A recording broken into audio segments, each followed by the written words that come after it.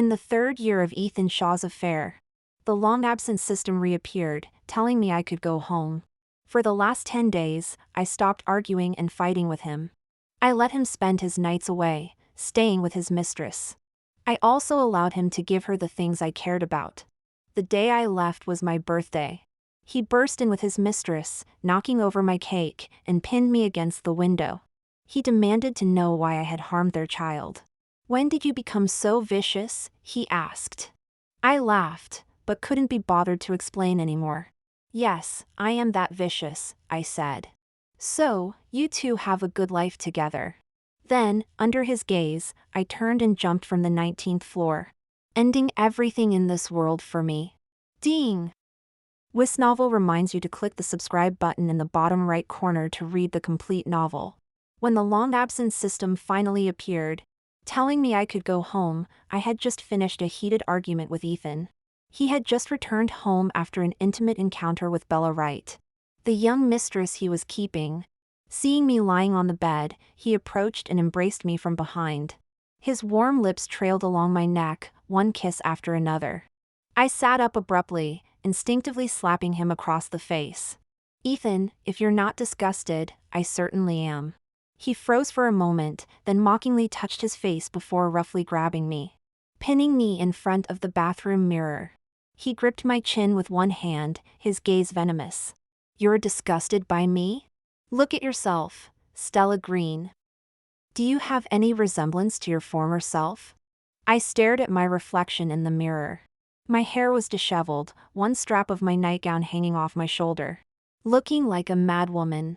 Those eyes, once my most beautiful feature, no longer sparkled with warmth and intelligence. Fine lines had crept across my face, erasing any trace of youthful vitality. In that instant, an image of Bella's youthful, radiant face flashed through my mind. Her bright eyes, burning with desire and ambition, challenging me. "So, Ethan, is this your excuse for cheating?" I sneered, leaning against the wall, my eyes welling up.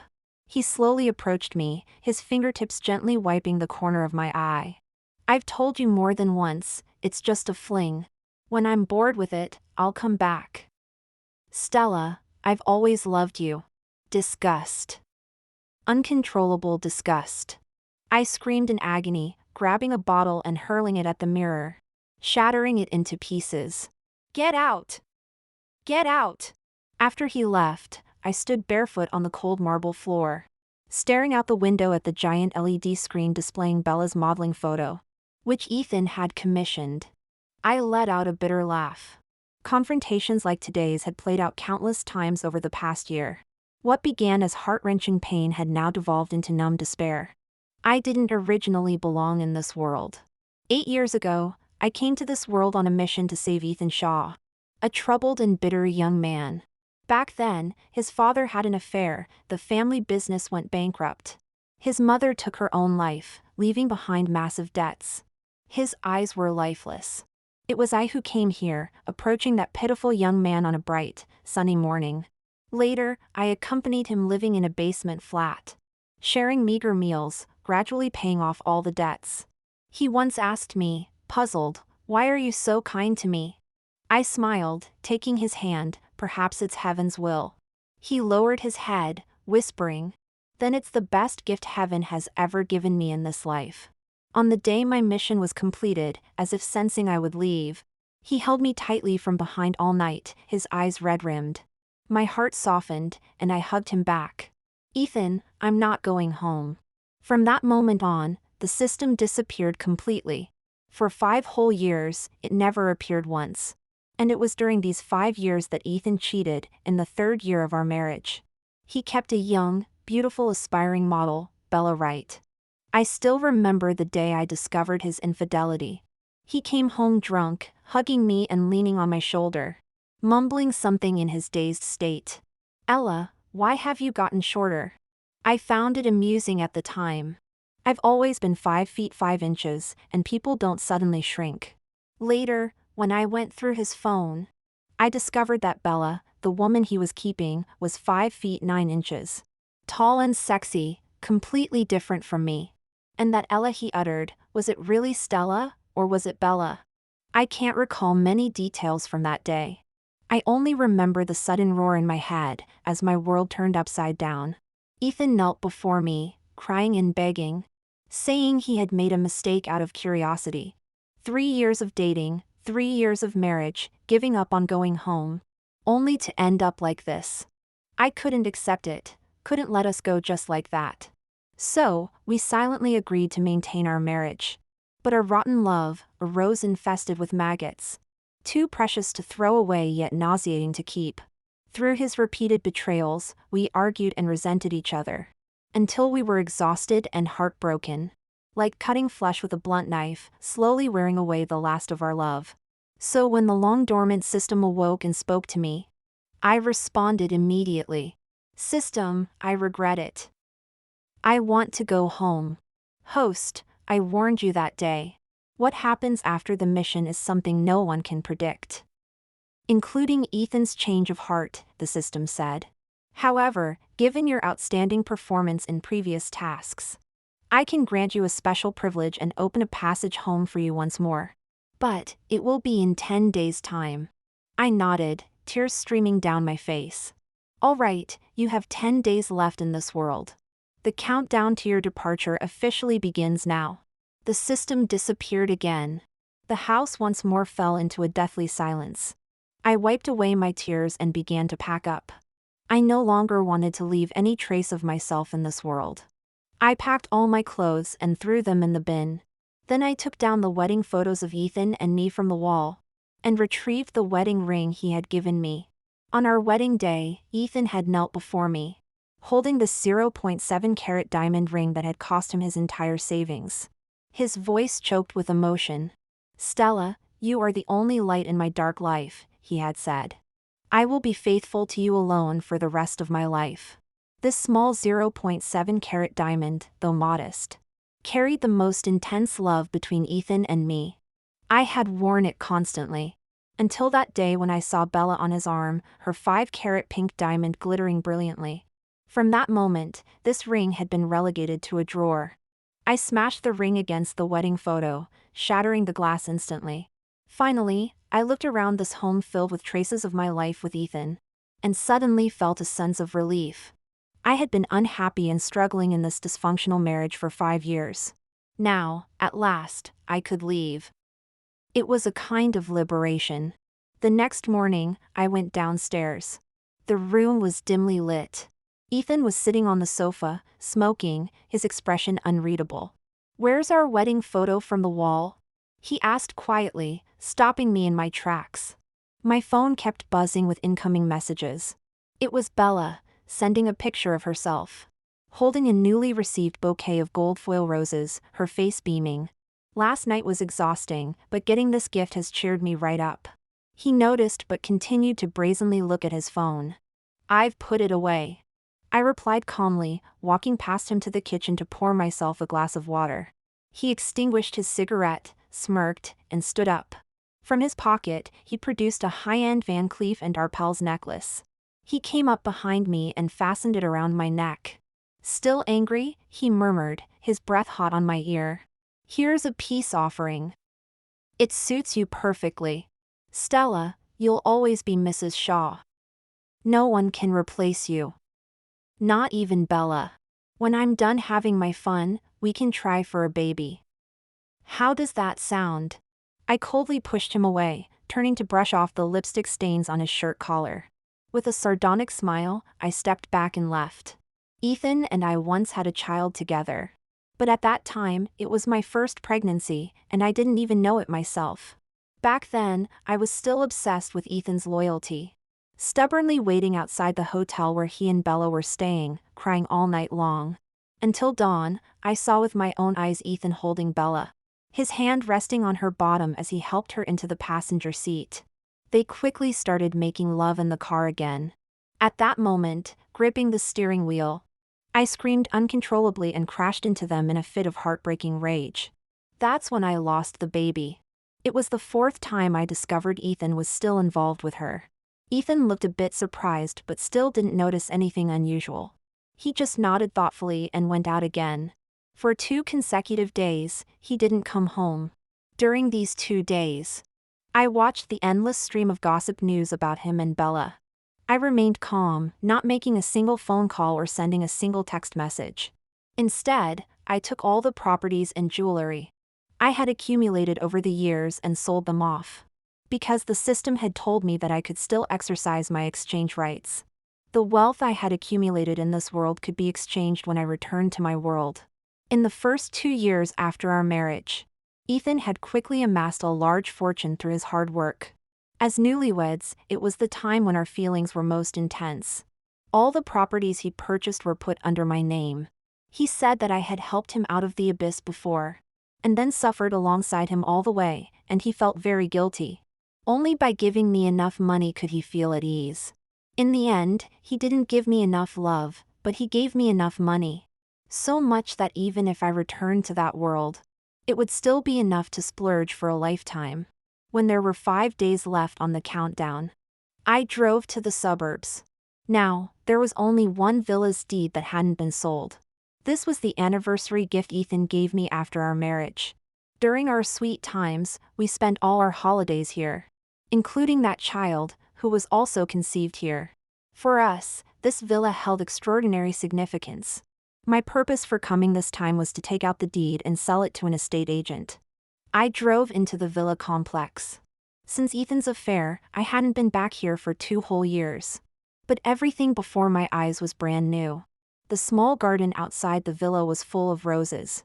I got out of the car a bit confused and took out the key to open the door. Unexpectedly, someone also opened the door from inside. "What's up? You want more already after I just fed you?" It was Bella. She was leaning against the door, clad in a red silk nightgown, looking somewhat surprised. But quickly, those moist eyes scanned me up and down, filled with contempt and smugness. In an instant, I understood everything. Ethan had kept her here. "This is my house. I'll give you 5 minutes to get dressed and get out," I said, reaching to open the door. Bella blocked the doorway, her eyes meeting mine without a hint of fear. "But Mr. Shaw has given this flat to me," she said. "Given? When was the deed transferred? How could the property owner not know? It's just a temporary stay. You're like a cuckoo in the nest, thinking you're the real owner?" Bella's face alternated between white and red. I couldn't be bothered to waste words with her and immediately dialed Ethan's number. He could clean up his own mess. On the other end of the line, Ethan let out a light scoff. "Stella, it's just a house. What's wrong with letting the girl stay for a few days? Don't go causing trouble for her, all right? It'll be a pain to console her if she cries." Also, I didn't catch what Ethan said next, because Bella suddenly grabbed my wrist, further provoking me. "Miss Green, I heard you and Mr. Shaw have been together for 3 years. And finally tied the knot. Well, I've also been with Mr. Shaw for 3 years. What do you think? Could I become Mrs. Shaw this year?" She then stroked her belly. "Oh, and I'll add another chip to my steak, the child in my womb." On the other end of the phone, the sound of Ethan shuffling cards came through intermittently. He spoke carelessly. "The other day, a high-quality ice jade necklace went up for auction. I bought it for you. It'll be your birthday gift in a couple of days. I'm just keeping Bella as a bit of entertainment. Look, if you're not happy about it, I'll have her move out." He continued to placate me half-heartedly. I let out a cold laugh, my voice trembling. "Ethan, did you hear that? Your little songbird is expecting a chick. Congratulations, you're going to be a father. Your wish has come true." On the other end of the line, Ethan's voice suddenly went quiet. There was no response for a long while. Ethan found me just as I was leaving the cemetery. By then, I had only 3 days left before my departure.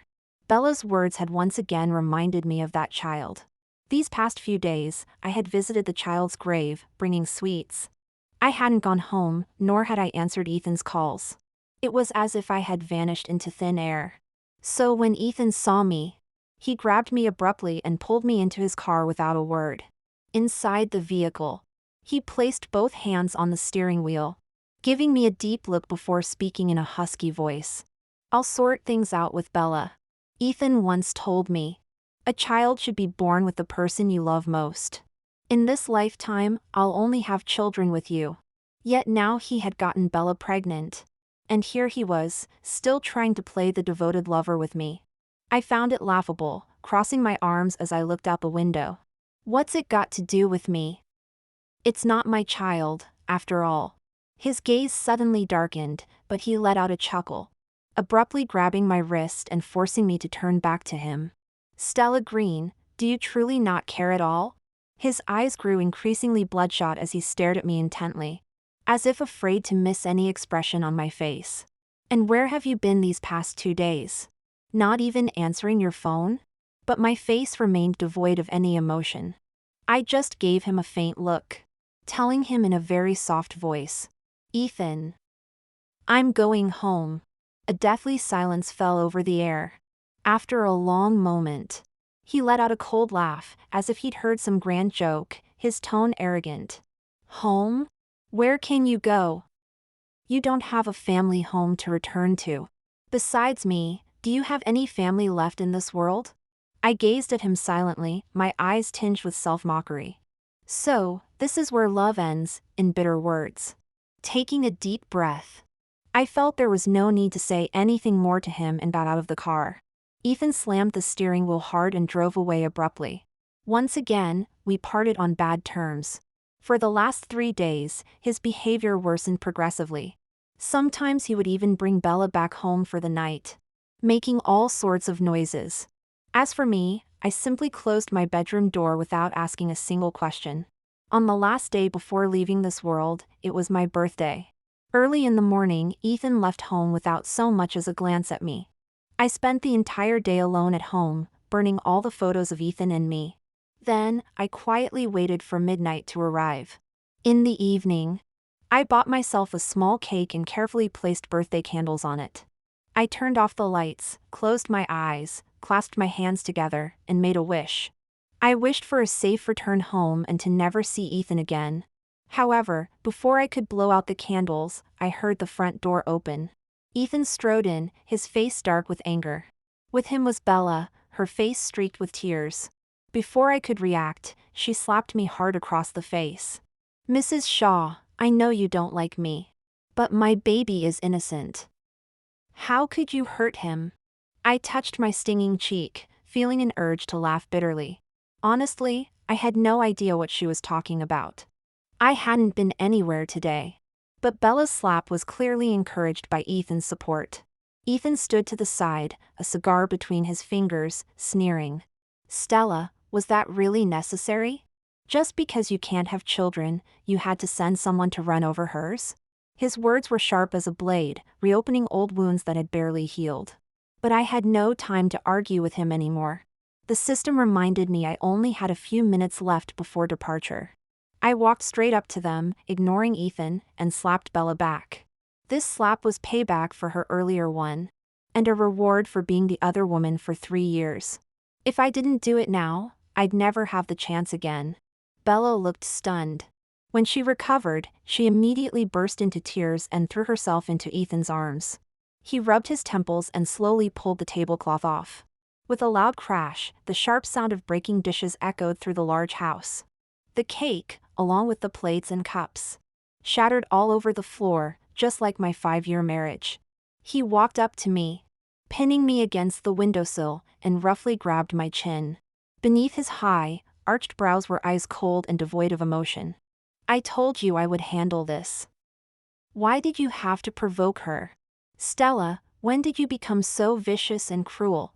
Or is this another act to make me come back to you? Behind me was the open window. The night view from the 19th floor stretched out, with gusts of wind rushing towards me. At that moment, the clock struck midnight, and the system appeared right on time. The portal home is now open. Once the host completes your death in this alternate world, you may return to your original world. I let out a soft laugh and pushed Ethan's hand away. My tone was gentle. Yes, I am that vicious. Ethan frowned. I reached out, pointing at Bella, and smiled at him. So, I'm stepping aside. You and your Bella can be happy together. Then, under Ethan's watchful gaze, I leaned back and fell from the 19th floor. 5 minutes later, Downstairs, a crowd had gathered. Police and paramedics had arrived. But they couldn't find the alleged victim, nor a body. To be precise, there wasn't even a trace of blood on the ground below. "Mr. Shaw, are you certain Mrs. Shaw jumped from the 19th floor?" A police officer approached Ethan, carefully inquiring. Ethan stood there, head tilted back, his eyes bloodshot, staring at the half-open window on the 19th floor. He let the night rain fall on his face, drop by drop. "I clearly saw her jump. How could this be?" he muttered to himself. "What about other places? Have you checked the second-floor terrace? Could she have landed on someone else's window?" He suddenly thought of these possibilities and turned his head.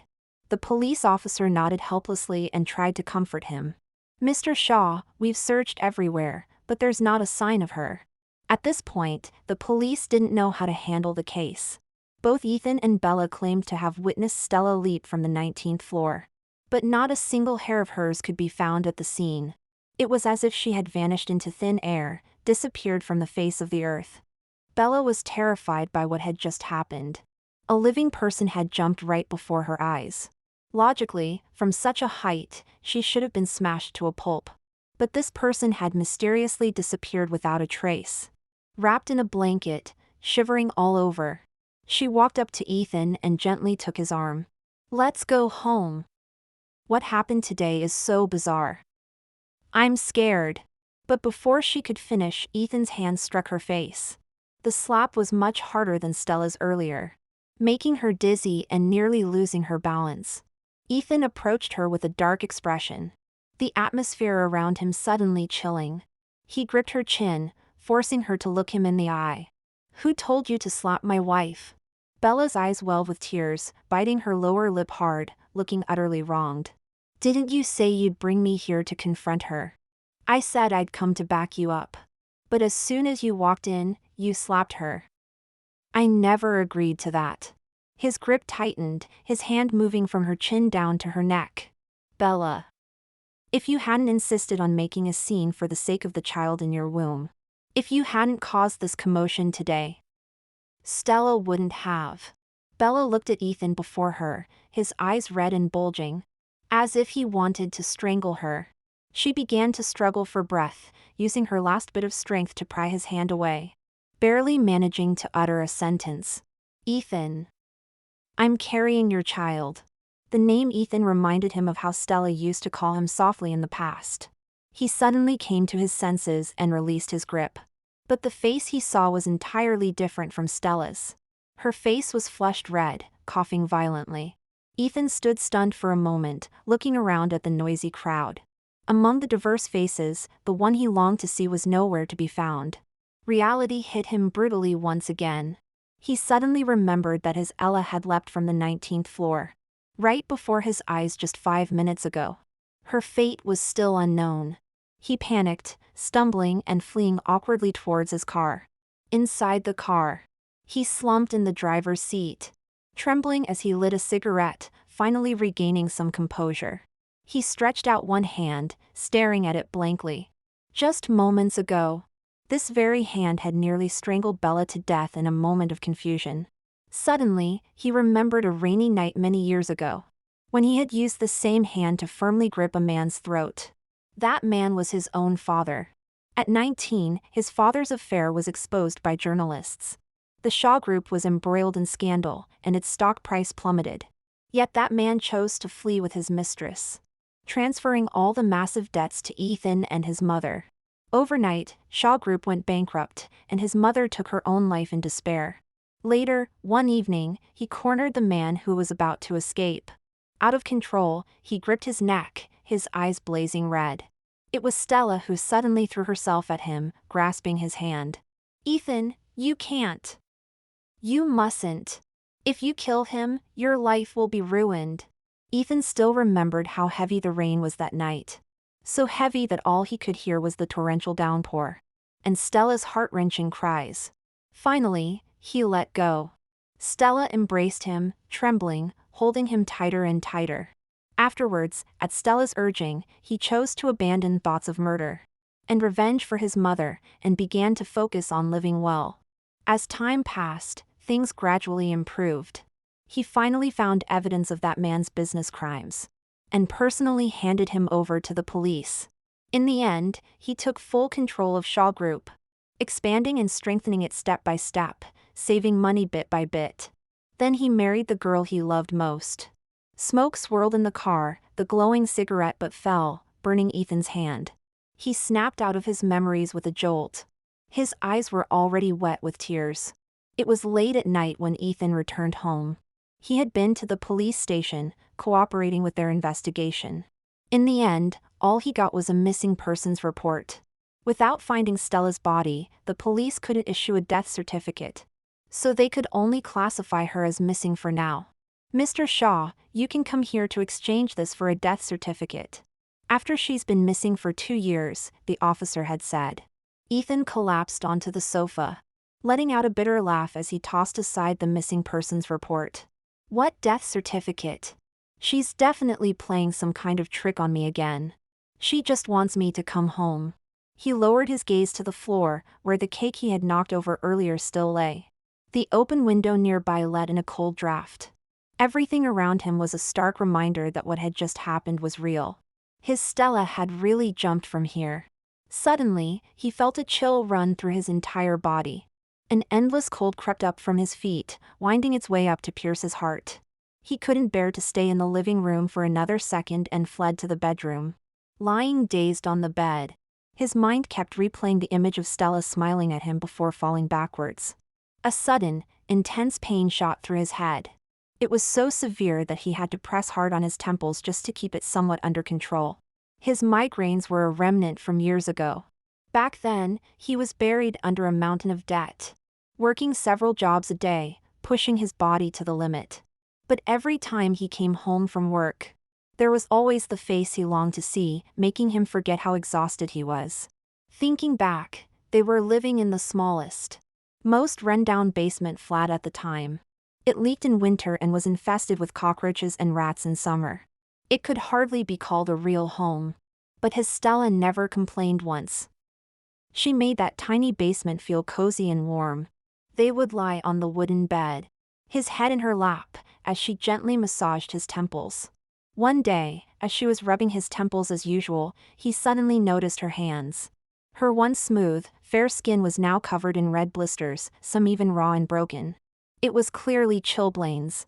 In that moment, he felt as if something had carved out a piece of his heart. The pain made him draw in a sharp breath. He still remembered how that night he had held her hands tenderly, making a solemn vow. "Stella, I promise I'll give you a better life. I swear." Later, he did succeed. He built Shaw Group into a thriving business. He moved with his Stella from the basement flat to an apartment, then to a penthouse, and finally to a mansion. But he lost himself in the intoxication of wealth and the temptation of beauty. Even when Stella discovered his affairs and his kept women, when she fought with him and their arguments shook the heavens, he didn't think there was anything wrong. He was just having some fun. He had been so repressed on his way up. He wanted to indulge in everything new as a form of revenge. All the businessmen around him were the same. Wasn't it normal for a man to keep a mistress on the side to relieve some stress? He'd never heard of any wife constantly threatening divorce over it, let alone attempting suicide. He couldn't understand. If only she had been willing, she would have remained Mrs. Shaw forever and ever. How did it come to this point of life and death uncertainty? But Ethan seemed to have forgotten that back then.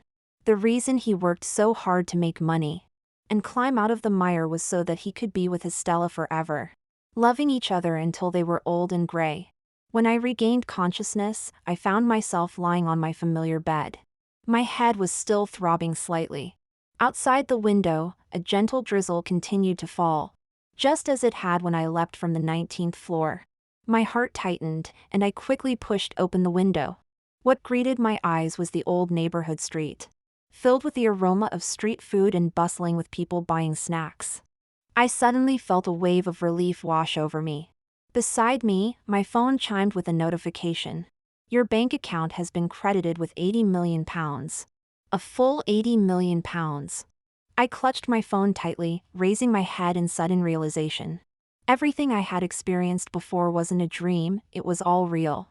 8 years ago, while I was out working, I had accidentally fallen from a great height, injuring my spine and leaving me paralyzed from the waist down, confined to bed. That night, the system appeared for the first time, promising to reward me with a healthy body if I could complete a redemption task. I agreed. And so began the 8 years that belonged to Ethan and me. Now, I had returned to my own world once again. Not only did I have a healthy body once more, but I had also acquired immense wealth. In this world, there would be no more endless arguments and conflicts.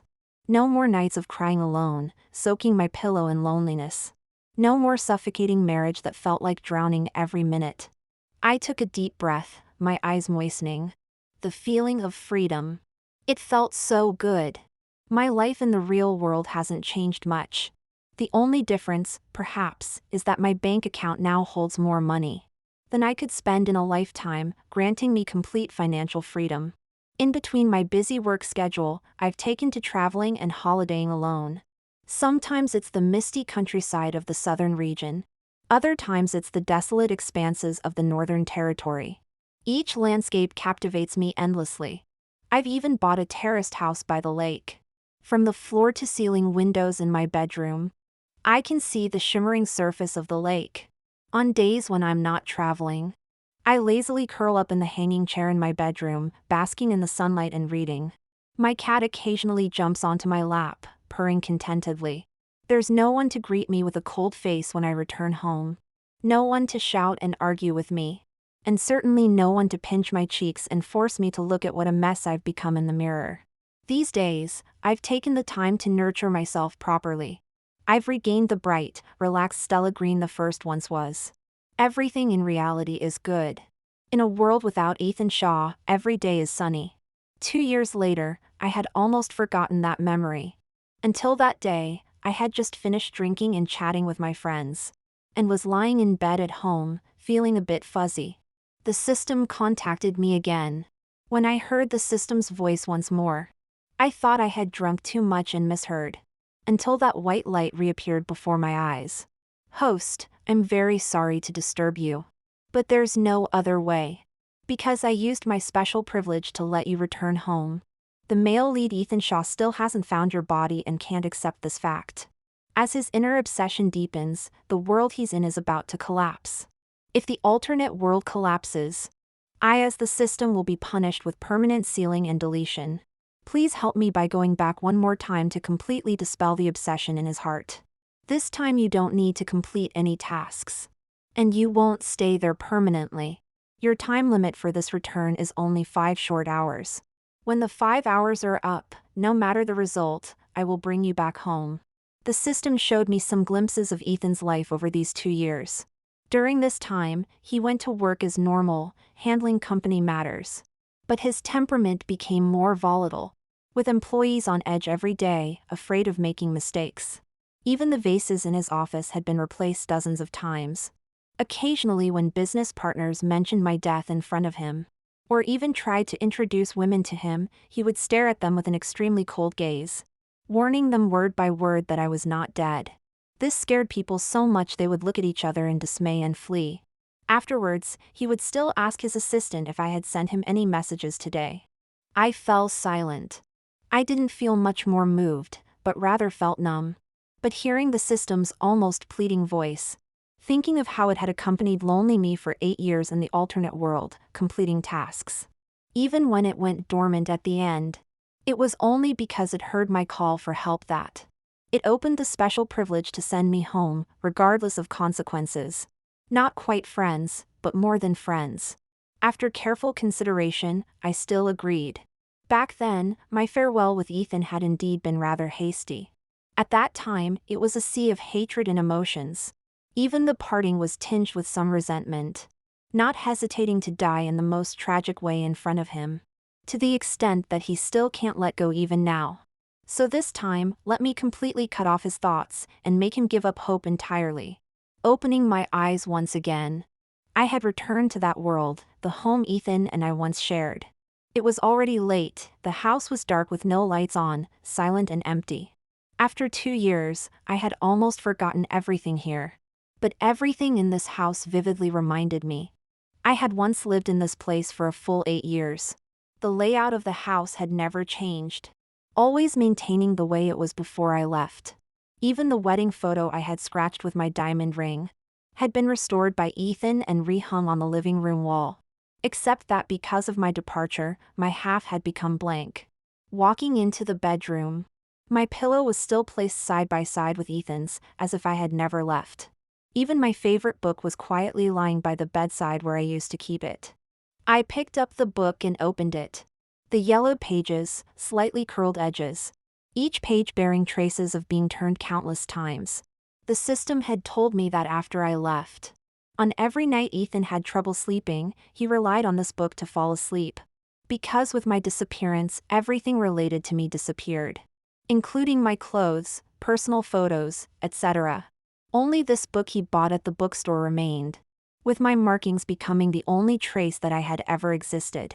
Just as I was lost in thought, suddenly, there was the sound of the door opening at the entrance. Ethan had come home. After 2 years apart, his distinct features had become even sharper, the gloom between his brows blending with the solemn and gloomy winter outside the window.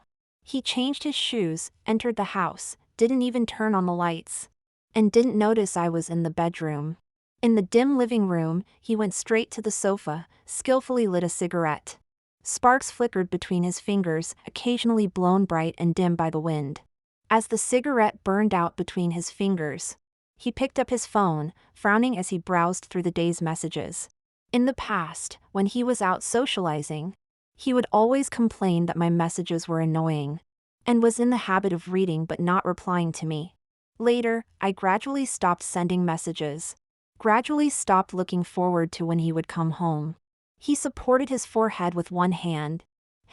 It's been 2 years, Stella, you're really cruel. Not even a single message. How long do you intend to play this game before you're satisfied? He impatiently turned off his phone, let out a long sigh, and turned his gaze towards the window. In his dim eyes was a dead stillness. Suddenly, the ringtone of his phone broke the silence of the night. He looked at the caller ID on the screen, hesitated for a moment, but still answered the call. Mr. Shaw, it's been 2 full years since Mrs. Shaw went missing. We're reminding you again that you can come to the police station to get a death certificate. Ethan's face tensed, the depths of his dark eyes concealing turbulent waves, the air pressure around him instantly dropping to freezing. My wife is not dead. None of you have found her body, yet you tell me she's dead. This kind of trick, I will never believe. His hand gripping the phone tightened, veins bulging. If anyone calls me again telling me to get a death certificate, I'll go get their death certificate. He abruptly hung up the phone, throwing it violently onto the ground. His fist slammed onto the coffee table, causing the sound of glass shattering. Lowering his head deeply, his voice hoarse. Stella, how long do you want to punish me before you'll come back? I silently watched his performance, only finding it somewhat laughable. What did he want me to come back for? To continue watching him and his Bella shamelessly entangled? Or to continue watching helplessly as the shadows on me grew deeper and deeper, until they devoured me whole? After a long while, I walked out of the bedroom, speaking coldly. Why continue to deceive yourself, Ethan Shaw? Hearing my voice, Ethan Shaw's body trembled for a moment. He slowly turned around and saw me. His entire being froze. He stared blankly for a long time. The light in his eyes gradually brightened. He walked forward gently, as if afraid to disturb this dream, and very carefully reached out his hand, inch by inch, until he fully embraced me. He buried his face in my neck, inhaling deeply, and spoke hoarsely. Stella, you really scared me. They all said you were dead, but I didn't believe it. I just couldn't believe it. You see, I've finally waited for you to come back.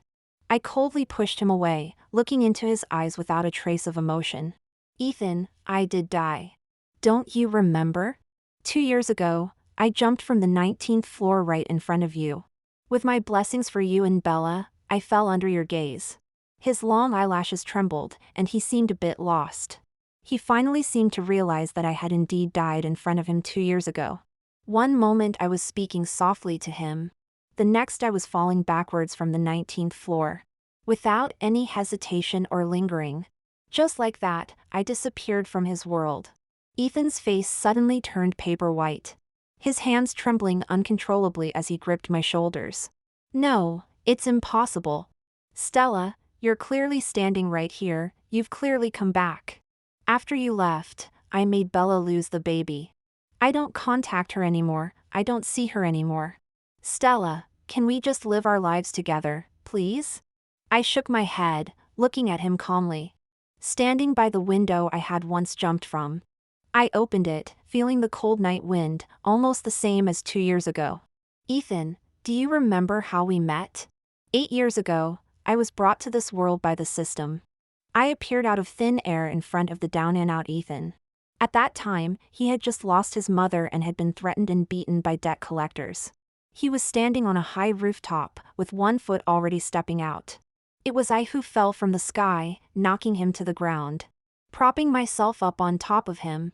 Looking at the young man with a face full of despair, I smiled and said to him, "Don't you dare jump. I have a way to help you." Only then did a glimmer of light appear in his lifeless eyes, a spark of life. At that time, his heart was like dead ashes, and he didn't notice how I had arrived. Now, thinking back carefully, his face gradually showed shock and confusion. Ethan, I'm not even from your world. I came to you only to complete the task of saving you. When the task was over, I should have left, returned to my own world. But that year, I didn't. Because I loved you, so I stayed, and married you. I gazed out the window, seeing the stars twinkling in the night sky. They were as bright as on our wedding night. Ethan held me close, making a promise. Stella, you saved my life. You changed my destiny. If I ever wrong you, may I be hit by a car the moment I step outside. I swear I'll give you a good life. I believed him and gave myself completely to this man. Later, he expanded Shaw Group, fulfilling his promise to make me the glamorous Mrs. Shaw. I no longer had to struggle alongside him. I just needed to wait for him at home. But our conversations grew fewer, and he began staying out all night. In the end, I didn't find happiness. I found headlines about him keeping a mistress, Bella Wright, a model. From that moment, a rift formed between us. Through repeated arguments, that rift grew wider until it became the chasm it is today. With me on one side and him on the other. Never to meet again. As memories flooded back, pain etched across Ethan's face. Stella, I'm sorry. You were always by my side, no matter what I became. You never left me. I was too content, too confident. That's why I started looking for excitement elsewhere. At that time, I could have anything I wanted. Suddenly, I wasn't satisfied with our quiet daily life. I wanted to try everything I hadn't experienced before. Including women.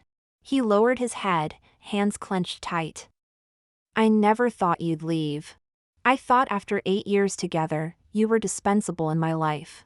But since that night you fell from the window in front of me, I haven't had a full night's sleep. He looked up, trembling, reaching out to hold my hand. Stella, I was wrong. I was so wrong. I coldly shook him off. Ethan, 2 years ago, when you pressed me against the mirror and said I was old, that I didn't look anything like I used to, you didn't hesitate or show any remorse. I'll never forget the pleasure and excitement on his face when he embraced Bella, whispering in her ear.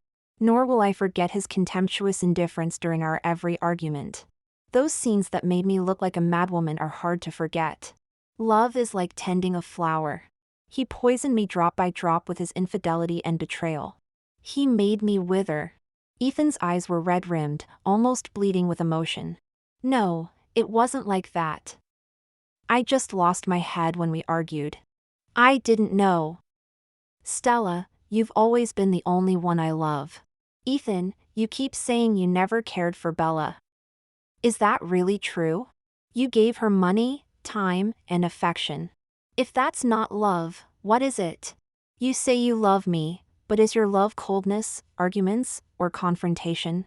If that's what it is, I don't want that kind of love at all. He claimed he never cared for Bella, that it was just a fling. But he gave her money, took her shopping in Europe, buying jewelry and luxury goods without batting an eye. He gave her time, personally taking her to the doctor when she was ill, staying by her side when she was afraid of thunder. He even gave her love, always making me back down in our arguments, protecting his little bird. All those years, all those moments of passion, how could he not have cared? At this point, Ethan was on his knees, sobbing uncontrollably. I glanced at the time. Only 1 minute left of the 5 hours. Ethan seemed to sense something was amiss, realizing I was about to leave again. He saw me lean against the window edge once more and reached out. Trembling, trying to hold on to me.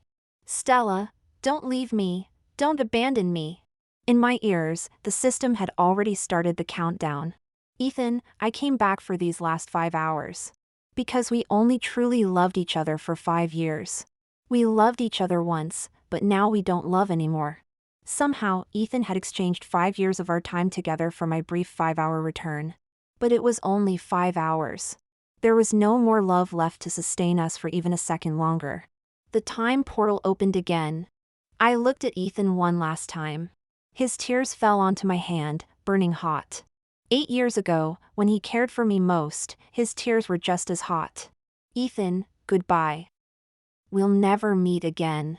"Stella, no." With those words, I vanished completely before Ethan's eyes once more, leaving him alone, kneeling in our vast home, weeping uncontrollably. After Stella left, Ethan collapsed on the floor where she had disappeared, staring motionlessly at the ceiling. 2 years ago, Stella had mysteriously vanished before his eyes. He could still deceive himself then, thinking that without finding her body, she couldn't be dead. But now, he knew Stella would never return. He would never be able to wait for her in this world again. He and Stella had spent 8 long years together. The most precious time of his life, he had spent with her.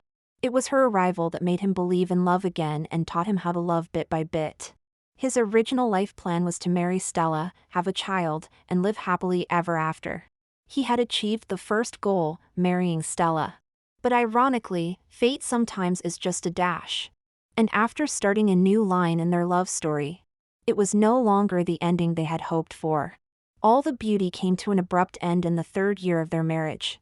When that ambitious young model clung to him, he inexplicably asked for her name.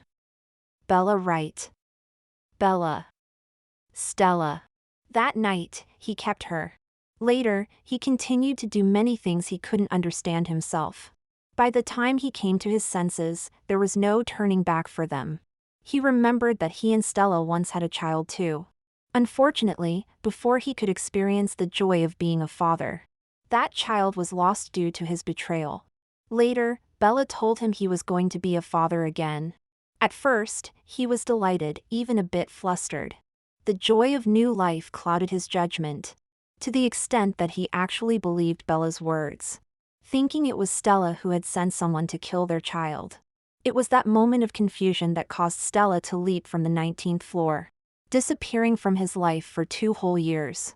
Later, when he finally came to his senses, he learned that it was all Bella's lie to gain his favor. He panicked, so much so that he dragged Bella to the operating table and personally terminated their child. He only hoped Stella could forgive him. Afterwards, Bella came to him crying more than once, accusing him of being heartless, making her unable to ever become a mother. He just smiled down at her condescendingly. "From the moment you chose to be my mistress, you should have expected this kind of ending." He did all this to atone, to let Stella, hiding in the shadows, see that he truly regretted his actions.